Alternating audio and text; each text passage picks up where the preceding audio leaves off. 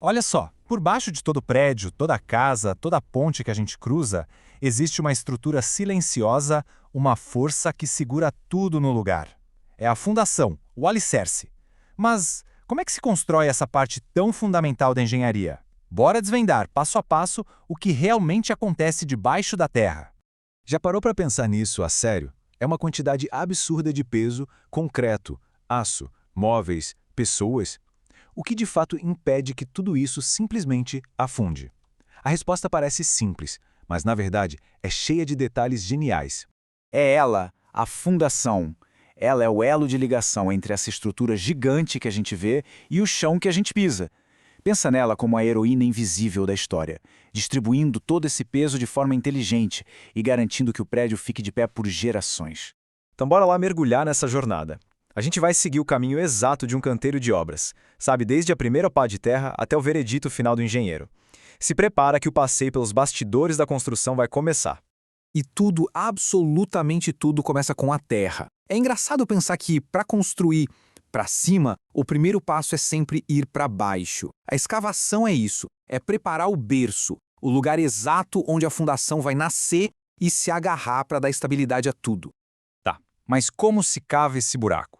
Basicamente, existem dois caminhos. De um lado, a escavação manual, que é um trabalho quase artesanal, de formiguinha, perfeito para fazer ajustes finos ou para trabalhar em lugares onde uma máquina grande não entra. Do outro lado, a gente tem a força bruta da escavação mecanizada, com máquinas potentes que movem muita terra em pouco tempo. Essencial para as grandes obras, claro.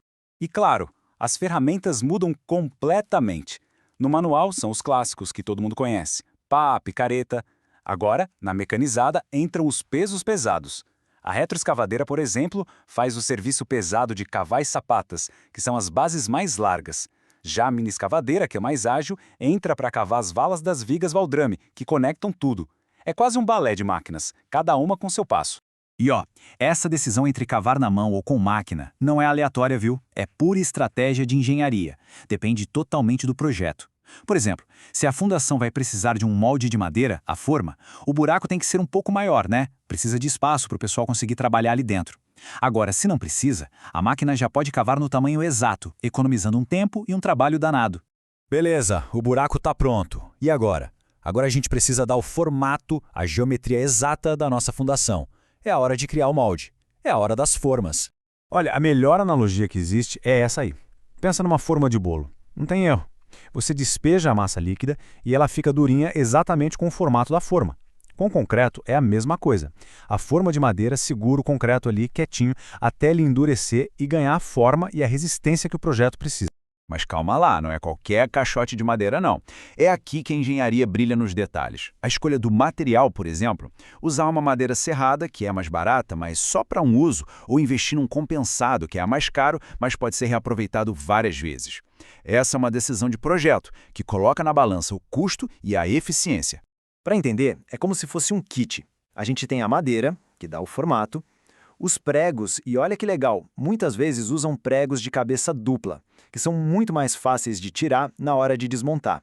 Aí vem os sarrafos e pontaletes, que servem para travar tudo e aguentar a pressão do concreto, que é bem forte. E o pulo do gato, o desmoldante. É tipo untar a forma do bolo, um óleo que se passa na madeira para o concreto não grudar. Certo, já temos o nosso molde, mas só o concreto não dá conta do recado sozinho. Pensa assim, o concreto é incrivelmente forte para aguentar ser esmagado, para aguentar compressão. Mas se você tentar esticar ele, aí a história é outra. É nessa hora que o esqueleto de aço entra para salvar o dia. E esse esqueleto tem nome técnico, é a armadura. Ela é feita com um tipo de aço especial, o CA50. E uma coisa muito bacana para otimizar a obra é que essas barras de aço, na maioria das vezes, já chegam no canteiro cortadas e dobradas, prontinhas. O trabalho do pessoal na obra é montar esse quebra-cabeça 3D, posicionando cada pecinha no lugar exato que o projeto manda. E então, chegamos ao grande momento. O palco está montado, o buraco está cavado, a forma está no lugar, o esqueleto de aço está posicionado. Falta o protagonista. É hora de dar vida à estrutura, é hora da concretagem. E não é só jogar o concreto lá dentro de jeito nenhum. É um ritual com 3 etapas que são cruciais. Primeiro, o lançamento, que é despejar o concreto com cuidado. Depois, uma etapa vital, o adensamento. E por último, o acabamento, que é o toque final para deixar a superfície lisinha e no nível certo. Vamos falar sério sobre o adensamento. Sabe aquela agulha comprida que os trabalhadores colocam no concreto e ela fica vibrando? Aquele é o vibrador de imersão. E o que ele faz é fundamental. A vibração expulsa as bolhas de ar que ficam presas na massa. Cada bolha de ar é um ponto fraco. Sem elas, o concreto vira um bloco único, denso e atinge a resistência máxima. Pular essa etapa? Nem pensar.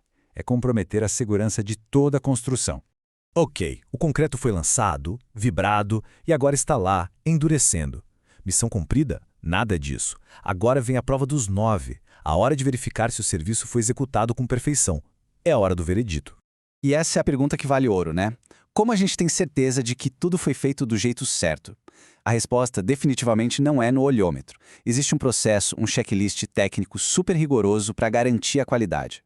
E esse checklist é a garantia final. O engenheiro vai lá e confere item por item. As dimensões estão batendo com o projeto, a armadura de aço está no lugar exato, com o espaçamento certo, as formas estão bem vedadas, sem deixar vazar a nata do cimento, que é super importante. Até a qualidade do concreto é testada ali na hora, antes de ser usado. Só depois que todos esses itens recebem um ok, a fundação é considerada aprovada. Ufa! É uma jornada e tanto, né?